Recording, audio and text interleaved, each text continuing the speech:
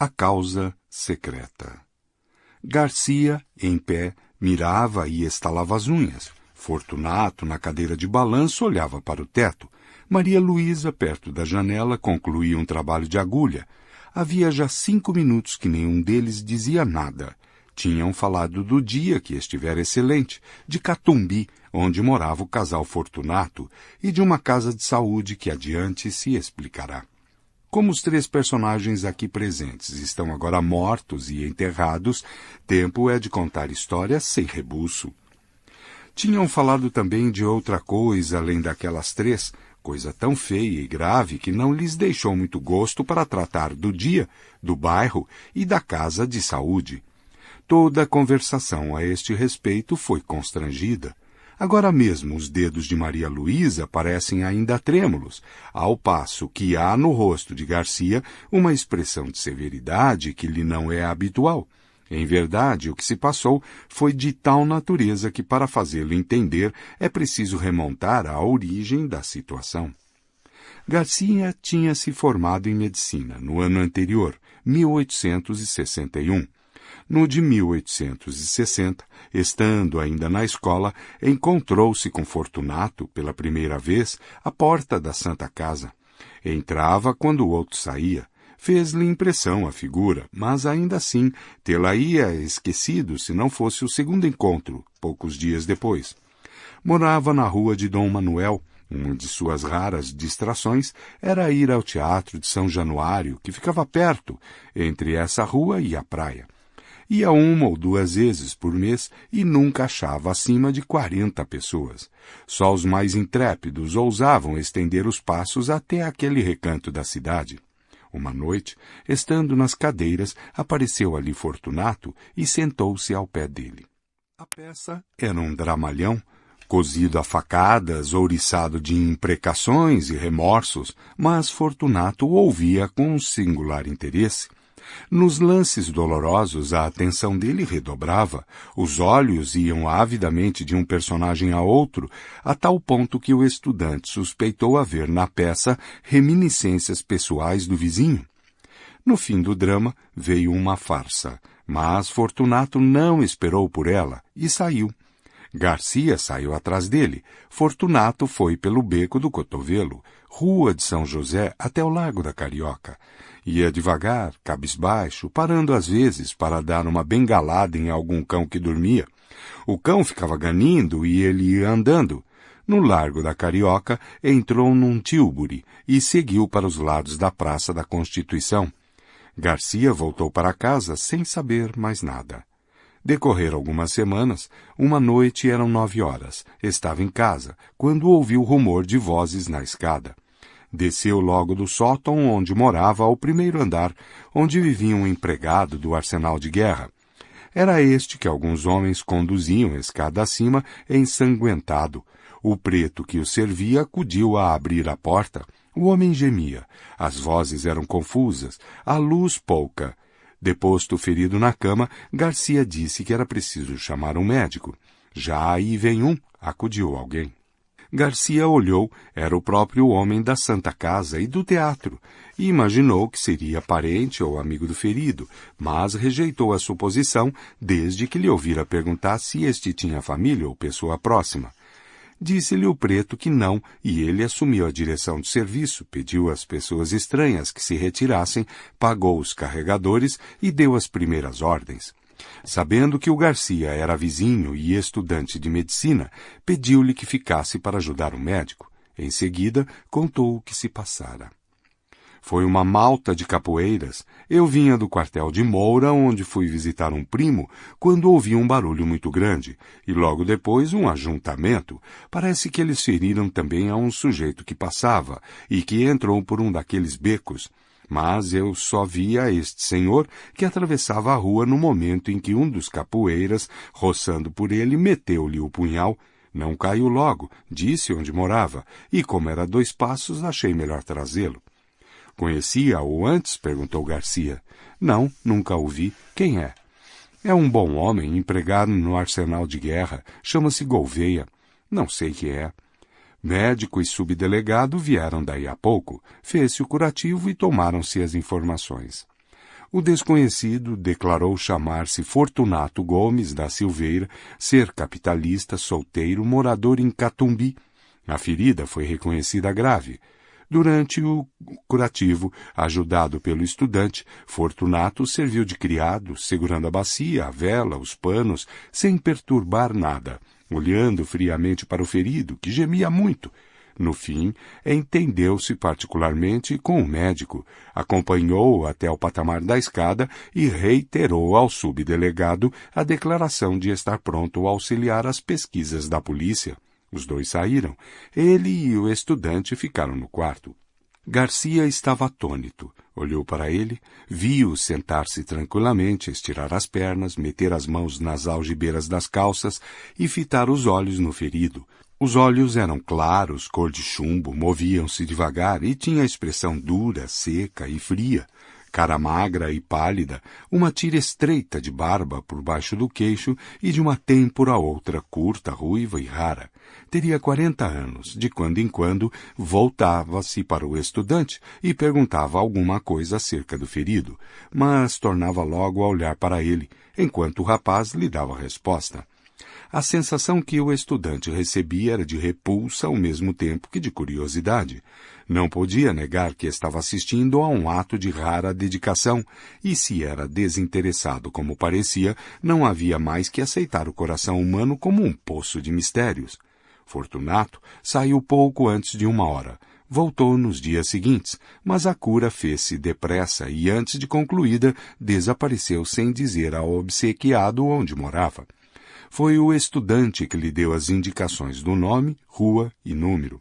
Vou agradecer-lhe a esmola que me fez, logo que possa sair, disse o convalescente.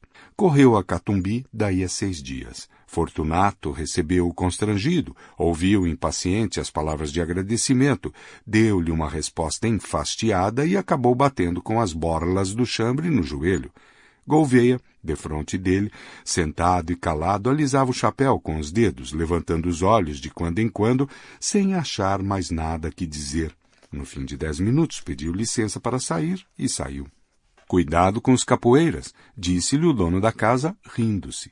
O pobre diabo saiu de lá mortificado, humilhado, mastigando a custo o desdém, forcejando por esquecê-lo, explicá-lo ou perdoá-lo para que no coração só ficasse a memória do benefício. Mas o esforço era vão. O ressentimento, hóspede novo e exclusivo, entrou e pôs fora o benefício, de tal modo que o desgraçado não teve mais que trepar a cabeça e refugiar-se ali como uma simples ideia. Foi assim que o próprio benfeitor ensinou a este homem o sentimento da ingratidão. Tudo isso assombrou Garcia. Este moço possui em germe a faculdade de decifrar os homens, de decompor os caracteres, tinha o amor da análise e sentia o regalo, que dizia ser supremo, de penetrar muitas camadas morais até apalpar o segredo de um organismo. Picado de curiosidade, lembrou-se de ir ter com o homem de Catumbi, mas advertiu que nem recebera dele o oferecimento formal da casa. Quando menos, era-lhe preciso um pretexto, e não achou nenhum. Tempos depois, estando já formado e morando na rua de Mata Cavalos, perto da do Conde, encontrou Fortunato em uma gôndola, encontrou-o ainda outras vezes e a frequência trouxe a familiaridade. Um dia Fortunato convidou-o a ir visitá-lo perto, em Catumbi. Sabe que estou casado? Não sabia. Casei-me há 4 meses, podia dizer 4 dias. Vá jantar conosco domingo. Domingo? Não esteja forjando desculpas, não admito desculpas. Vá domingo. Garcia foi lá domingo. Fortunato deu-lhe um bom jantar, bons charutos e boa palestra, em companhia da senhora que era interessante. A figura dele não mudara, os olhos eram as mesmas chapas de estanho, duras e frias. As outras feições não eram mais atraentes que dantes. Os obséquios, porém, se não resgatavam a natureza, davam alguma compensação, e não era pouco. Maria Luísa, que possuía ambos os feitiços, pessoa e modos. Era esbelta, airosa, olhos meigos e submissos. Tinha 25 anos e parecia não passar de 19. Garcia, segunda vez que lá foi, percebeu que entre eles havia alguma dissonância de caracteres, pouca ou nenhuma afinidade moral, e da parte da mulher para com o marido uns modos que transcendiam o respeito e confinavam na resignação e no temor. Um dia, estando os três juntos, perguntou Garcia a Maria Luísa se tivera notícias das circunstâncias em que ele conhecera o marido. Não, respondeu a moça. Vai ouvir uma ação bonita. Não vale a pena, interrompeu Fortunato. A senhora vai ver se vale a pena, insistiu o médico. Contou o caso da rua de Dom Manuel. A moça ouviu, espantada, e insensivelmente estendeu a mão e apertou o pulso ao marido, risonha e agradecida, como se acabasse de descobrir-lhe o coração. Fortunato sacudiu os ombros, mas não ouvia com indiferença. No fim, contou ele próprio a visita que o ferido lhe fez, com todos os pormenores da figura, dos gestos, das palavras atadas, dos silêncios, em suma, um estúrdio. E ria muito ao contá-la. Não era o riso da dobrez. A dobrez é evasiva e oblíqua, o riso dele era jovial e franco. Singular homem, pensou Garcia. Maria Luísa ficou desconsolada com a zombaria do marido, mas o médico restituiu-lhe a satisfação anterior, voltando a referir a dedicação deste e as suas raras qualidades de enfermeiro. Tão bom enfermeiro, concluiu ele, que se algum dia fundar uma casa de saúde, irei convidá-lo. Valeu? Perguntou Fortunato. Valeu o quê? Vamos fundar uma casa de saúde? Não valeu nada, estou brincando. Podia-se fazer alguma coisa, e para o senhor, que começa a clínica, acho que seria bem bom. Tenho justamente uma casa que vai vagar e serve. Garcia recusou nesse e no dia seguinte, mas a ideia tinha se metido na cabeça ao outro e não foi possível recuar mais. Na verdade, era uma boa estreia para ele e podia vir a ser um bom negócio para ambos. Aceitou finalmente, daí a dias, e foi uma desilusão para Maria Luísa. Criatura nervosa e frágil, padecia só com a ideia de que o marido tivesse de viver em contato com enfermidades humanas, mas não ousou opor-se-lhe e curvou a cabeça. O plano fez-se e cumpriu-se depressa. Verdade é que Fortunato não curou de mais nada, nem então, nem depois. Aberta a casa, foi ele o próprio administrador e chefe de enfermeiros. Examinava tudo, ordenava tudo, compras e caldos, drogas e contas. Garcia pôde então observar que a dedicação ao ferido da rua de Dom Manuel não era um caso fortuito, mas assentava na própria natureza deste homem. Via-o servir como nenhum dos fâmulos. Não recuava diante de nada, não conhecia moléstia aflitiva ou repelente, e estava sempre pronto para tudo, a qualquer hora do dia ou da noite. Toda a gente pasmava e aplaudia. Fortunato estudava, acompanhava as operações e nenhum outro curava os cáusticos. Tenho muita fé nos cáusticos, dizia ele. A comunhão dos interesses apertou os laços da intimidade. Garcia tornou-se familiar na casa. Ali jantava quase todos os dias. Ali observava a pessoa e a vida de Maria Luísa, cuja solidão moral era evidente, e a solidão como que lhe duplicava o encanto. Garcia começou a sentir que alguma coisa o agitava quando ela aparecia, quando falava, quando trabalhava, calada ao canto da janela, ou tocava ao piano umas músicas tristes. Manso e manso entrou-lhe o amor no coração. Quando deu por ele, quis expeli-lo para que entre ele e Fortunato não houvesse outro laço que o da amizade, mas não pôde. Pôde apenas trancá-lo. Maria Luísa compreendeu ambas as coisas, a afeição e o silêncio, mas não se deu por achada. No começo de outubro deu-se um incidente que desvendou ainda mais aos olhos do médico a situação da moça. Fortunato metera-se a estudar anatomia e fisiologia e ocupava-se nas horas vagas em rasgar e envenenar gatos e cães.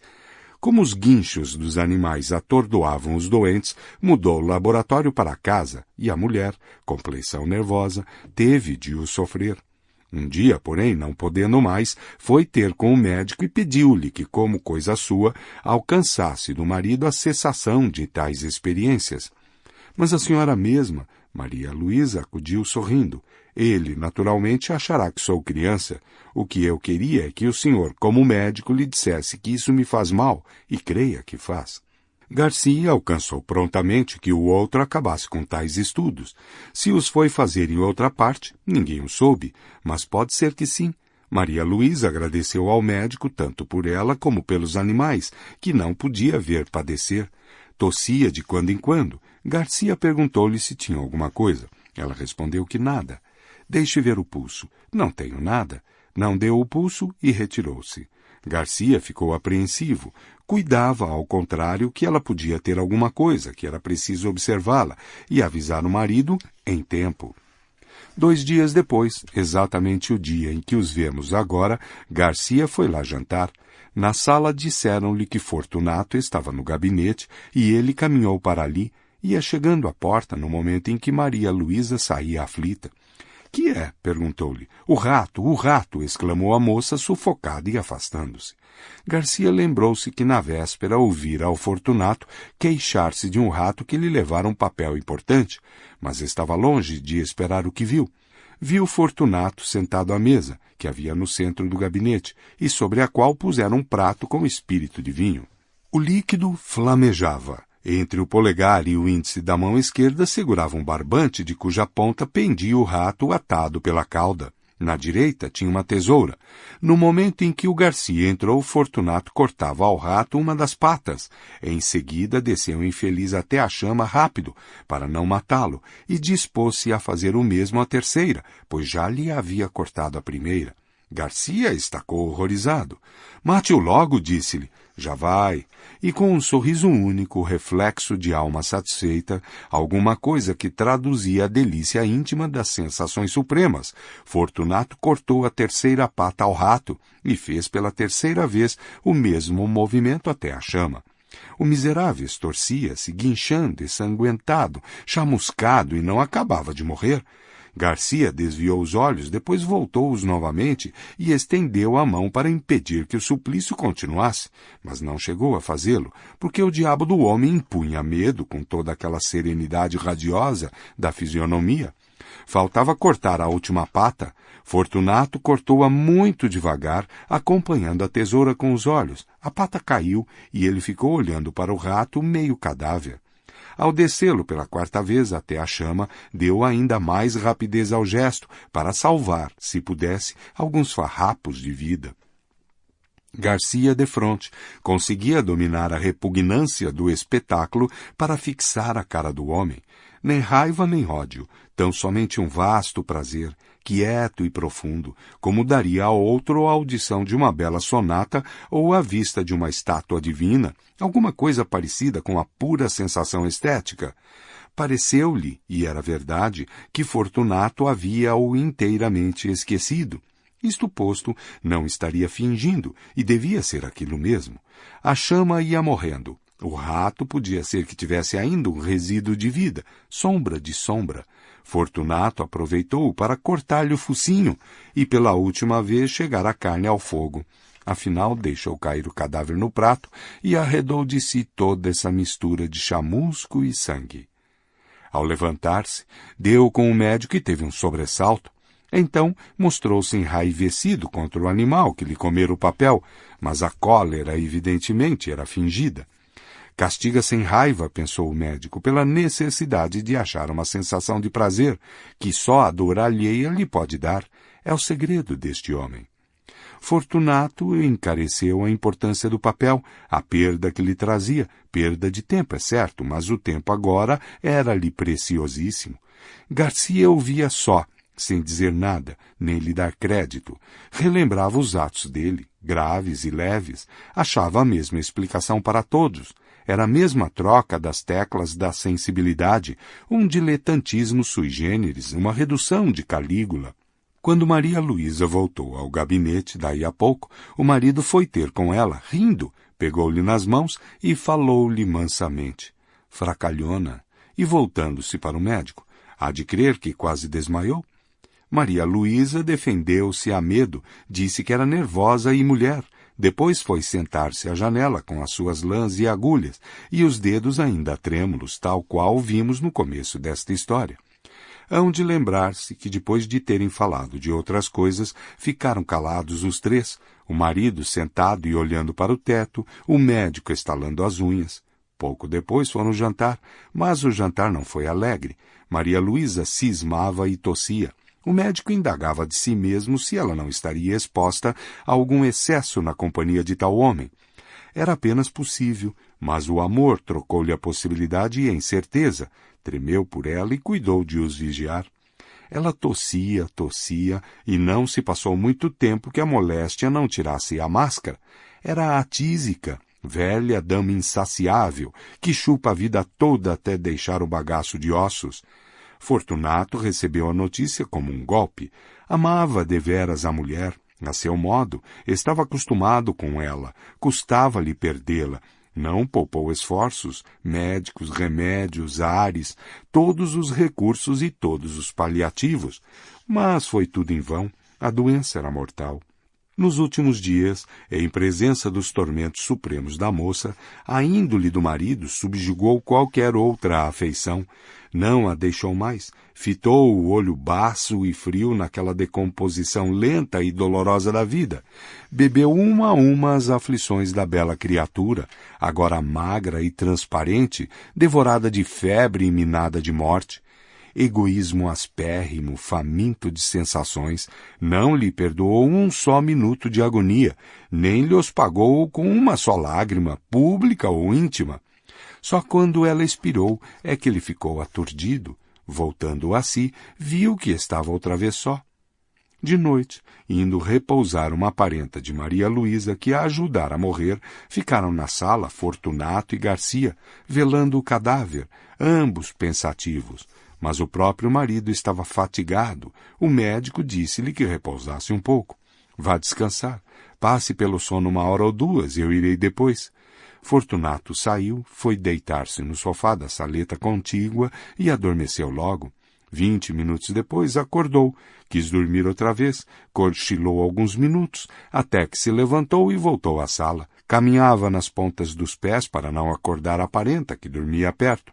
Chegando à porta, estacou assombrado. Garcia tinha-se chegado ao cadáver, levantara o lenço e contemplara por alguns instantes as feições defuntas.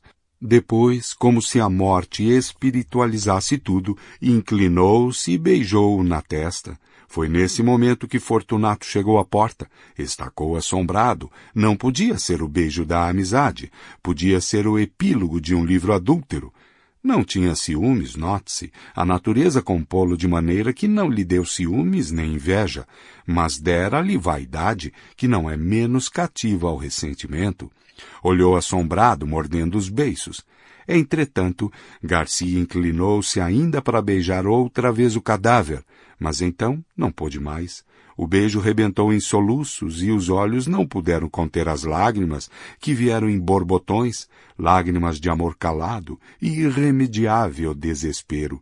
Fortunato, à porta onde ficara, saboreou tranquilo essa explosão de dor moral que foi longa, muito longa, deliciosamente longa.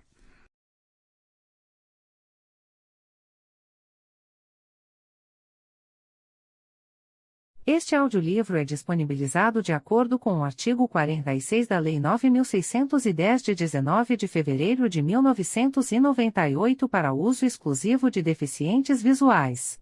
Se você não é deficiente visual e gosta deste canal, prestigie o autor e a editora adquirindo um exemplar.